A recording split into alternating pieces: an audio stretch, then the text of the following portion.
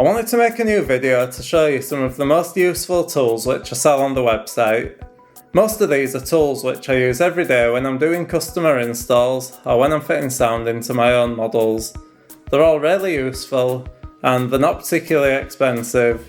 I think they range from a couple of pounds up to a maximum of about a fiver, the ones that I'm going to show you in this video.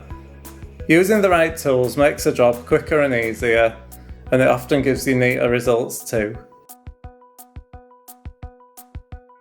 The first one to show you is the mat which I'm using as a base for the video itself. So it's just like, I think it's silicone. It's really soft rubber anyway. You can fold it right up and it doesn't split or crease or anything. It just folds back out and it gives you a really nice soft base to work on. Because what I find is that on my desk and stuff I'll end up with little offcuts of wire, little bits of solder, things like that. None of it's what you want to be putting your model down on, because ultimately you could end up scratching it, and especially when I'm working on someone else's, the last thing I want to do is damage it. Next I'm going to show you a couple of screwdrivers, because having a good small screwdriver is always useful. One of the most useful ones and the ones that I use the most is this little one. It's got different tips on it, so this is just a little flathead, but if you open the end up, they're all stored inside. So you've got a good selection of different ends. So the two that you're going to use are the flathead and the Phillips really. But you've got things like the small Torx fittings in there as well, which I have seen in some models, particularly Continental ones. So that just unscrews and you pull it out to change it. So it's really easy to use and really useful. The other good thing about it is that that's fairly deep, so if your screws are deep inside the model, it'll still normally reach them. And that is perfect for the screw terminals on a Locksound XL decoder, for example. It fits really neatly into the screw head and it won't slip or anything, because if you're not careful and use the wrong screwdriver with those, you can damage them. The next one which I'm going to show you, which I find probably even more useful and use more often, is this little magnetic tip screwdriver. So this is a Phillips head. I'm not sure if you can see that well in the video, but because it's magnetic, it'll hold the screw.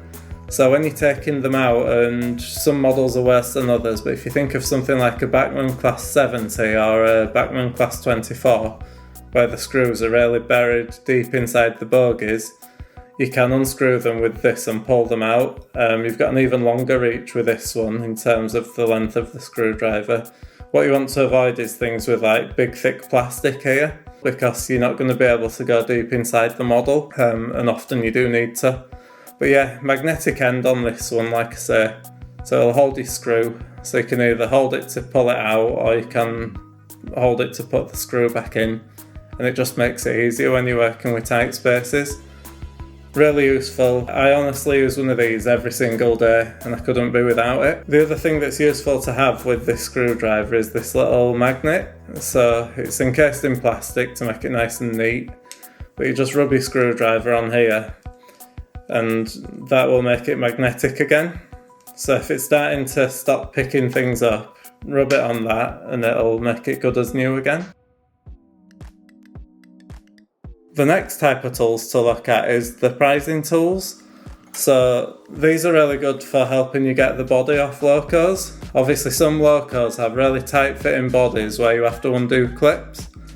So something like this has got a nice fine end, or a wider end if you've got sort of bigger clips to undo, and it'll help you get the body off without damaging it. Sometimes you need something a bit smaller, like these guitar picks. So you can actually sort of wedge these in, maybe on one side once you've released the clips, and use another tool on the other side to release those clips. So yeah, that's something that's well worth having.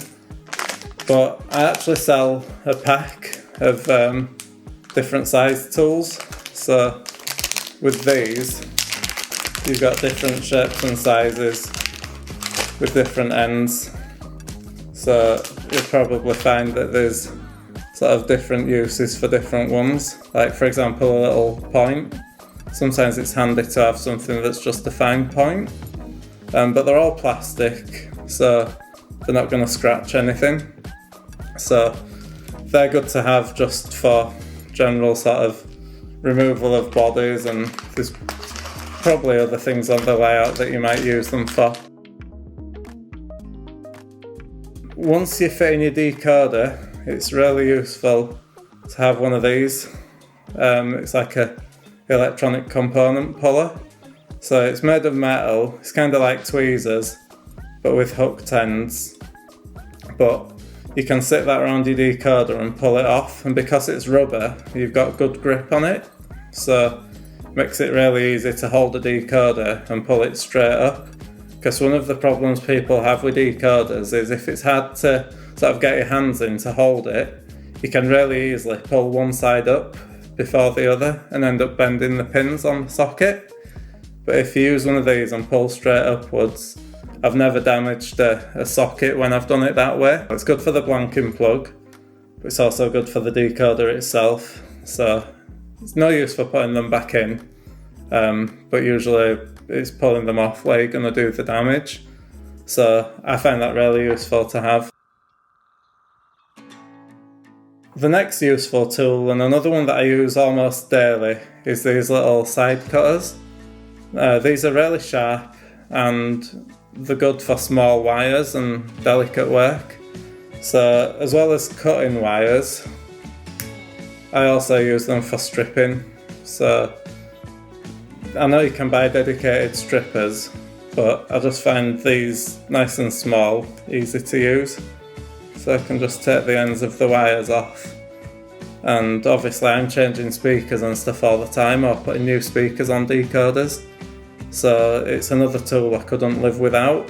And I think most people, if you don't already have some, you should have a pair of those in your toolbox. The final thing is just some cleaning accessories. So I've got a couple of different types. I'd try and get one with a cover on it, which the ones I sell do, mainly anyway. So it just helps keep it neat and tidy. But this shape is really good because if you're dusting like a loco roof, for example, its contour of the brush is almost the right shape for a roof. So it fits over it really nicely. Then I really like this type, which I've just started selling recently because it's retractable, so it's even neater. So it's just a really soft brush again, but good for just dusting over the tops of your locos and stuff, because obviously when they're sat on the layout or in storage, they end up getting quite dusty. So I use that quite a lot as well with models that I've not used for a while, if I'm going to use them in a video or whatever. So yeah, hopefully people find that useful. There's quite a few different tools in there, and there's loads more on the website as well, but those are just some of the highlights. They're the ones that I actually personally use, and I would struggle to live without them. All the tools that I've shown you are part of the 3 for 2 offer.